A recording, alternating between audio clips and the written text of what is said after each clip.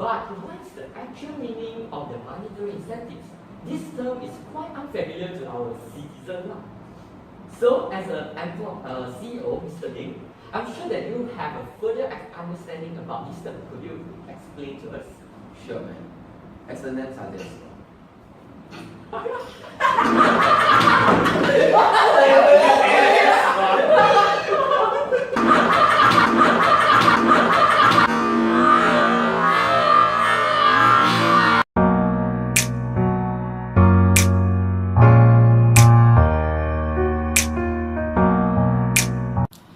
Hello everyone, I'm Howard Yu and welcome to our panel discussion today. Our topic today is monetary incentives provide the highest level of motivation instead of fringe benefits or acknowledgements and rewards. Do you agree that? May I have your attention please? The presentation will begin soon. First of all, I would like to introduce our presenters today. This is Lim Wei-Yan, CEO from the company MMU Company. Ku Yunzi, the professor from Telecom University. Chong Wei-Song, head of department of FOB Berhad. And also Tan Wei Li from the Jabatan Tenaga Kerja Semenanjung, Malaysia. Nowadays, we normally heard that the employees need motivation in their career. Despite from others' perspectives, why company tends to use monetary incentives rather than non-monetary incentives to motivate their employees? Is it a normal trend today? Professor Khoo, in your opinion, could you further explain about this phenomenon? Thank you, Mr. Hao, for the introductions. And as for in nowadays, monetary incentives tend to use in most companies as monetary incentives is an easy and seemingly straightforward way to influence specific behavior, as it doesn't require personalization. Everyone gets paid, and mostly everyone wouldn't mind getting paid more. Oh, I see. But what is the actual meaning about the monetary incentives? This term is quite unfamiliar to us as a citizens. So as a CEO, Mr. Lim, could you further explain about this term? sure, man. As the name suggests, monetary incentives are money-based reward, which are the offer to the employers for increasing their productivity. There are the various types of monetary incentive that employees use to reward their employees. There is stock, cash bonus, participatory bonus, profit sharing, and other types of the reward. Monetary incentive is typically provided in the form of bonus and is offered for the job for good done. Okay, now I think we had a better understanding about this term. But now, there's a question about how do monetary incentives motivate the employees? Professor Khoo, could you share with us? In one way, monetary incentives can be used as we can use is profit sharing. This is a way that companies set aside a percentage of the profit they earn and divide them equally and give them to the employees. As this can motivate the employees, as the higher the profit, the more they will get. Company can also use bonuses to boost the employees' motivation to a higher level. Moreover, the company can also give raises which will motivate the employees to contribute more to the companies. Do you agree it with Professor Khoo's opinion, Mr. Chong? Since you are the head of department of popular company, could we have the same point of view from your side? No, I think that the concept of incentive, reward, and recognition are quite interrelated and complementary in the concept of employees' motivation. Based on Maslow's hierarchy of needs, wages are highly important and usually one of the common motivator. They satisfy the wages are highly important. They satisfy the immediately necessary, but what really excites they satisfy the immediately necessary, but what really essential are the needs that do not associated with money. Different employees will have their own needs and interests, and the use of non-monetary incentive may provide this variety to meet different interests, individual interests and needs. Lastly, I think that non-monetary incentive has the potential to meet diversity of needs, particularly the needs that monetary incentive cannot satisfy. Mr. Tan, after hearing about the description from the Mr. Chong, I'm a little bit confused about the non-monetary incentives now. So could you help me to clarify this situation? Besides monetary incentives, there are certain non-financial incentives which can satisfy the ego and self-actualization, the needs of employees. The incentives which cannot be measured in terms of money are under the category of non-monetary incentives.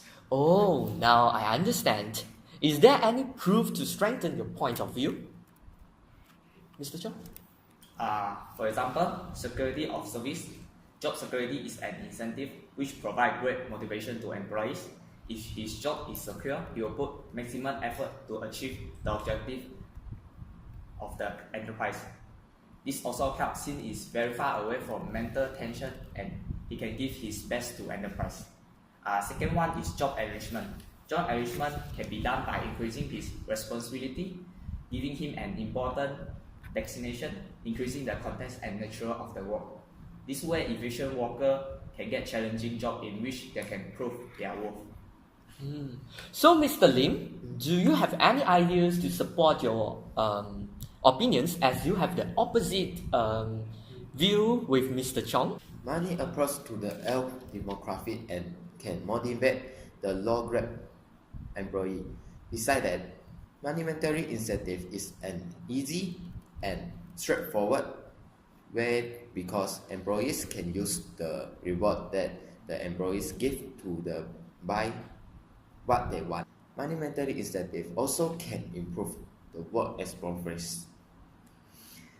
A money incentive scheme also provides employees with the feeling their work is getting noticed and they will hardworking and to pay their achievement, so they will hardworking and to pay their achievement, so they will work hard to earn more the reward and achieve the goal what I setting. Is there any proof or evidence? Yes, and this is my annual report for my company. Based on my annual report, there are 10% of my customer ranking are increasing. But besides that, 80% of the employee will work more hours to work, and 20% increase in the sales, and 70% of the employees will like to spend more money with me. That means they very like me. Besides that, the moral of the employees are increasing by 60%. Oh, okay. So, Mr. Chong, any evidence for your part? There's a similar study conducted in US, World at Work 2002, suggests that organizations hope to achieve a number of goals through their recognition scheme. From the evidence has shown in table 1, you can see that the highest possible objective is create a positive environment, which takes over 84%, followed by reinforce the desired behavior, which is 76%, motivate high performance, got 73%, increase moderate, got 69%, support organization mission and values, got 68%, increase retention and decrease turnover, got 51%, encourage loyalty, got 45%, support a culture change, got 23%, and the last one, which is others, got 9%. Now, I can briefly understand about the both terms, which is monetary incentives and non-monetary incentives to motivate their employees. So, Professor Khoo, according to your research, what is your pros to use the monetary incentives to motivate the employee? Based on my research conducted by me and my fellow students, the pro of using monetary incentives is that it can help companies to achieve short-term goals, such as increasing productivity and reducing problematic behaviors. Also, it can make individuals feel that they have control over their incomes. So, Mr. Tan, what is the reason for you to disagree with the opinions of Professor Khoo that monetary incentives brings back advantage? It's easy to get unintended consequences if an employer is not clear enough on the behavior it's hoping to incentivize. The classic example of this is creating an incentive or commission for salespeople based on the revenue generated without any regard to profitability. This type of program can sometimes actually become demotivating. Unfortunately, incentives don't always work the way they were intended. For example, consider an employee who just miss the goal, they will become less motivated. So I would like to ask, on the other hand, what is the advantage for you to use the non-monetary incentives to motivate the employees? In my opinion, non-monetary incentives is more effective than monetary incentives. We also can see that countless cases of employees using benefits to reward top performance when they are unable to increase salaries beyond a certain level. But again, awarding of non-monetary incentives are based on the employee's part of performance and also a tool to motivate future performance. Thank you for all the speakers today and the attendance for all the audience. After hearing the description from Mr. Tan that listed out the advantages about his view, and also at the same time figure out the cons of using the non-monetary incentives to motivate the employees.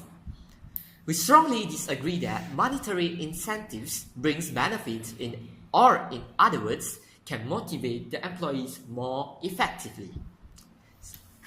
So, thank you again.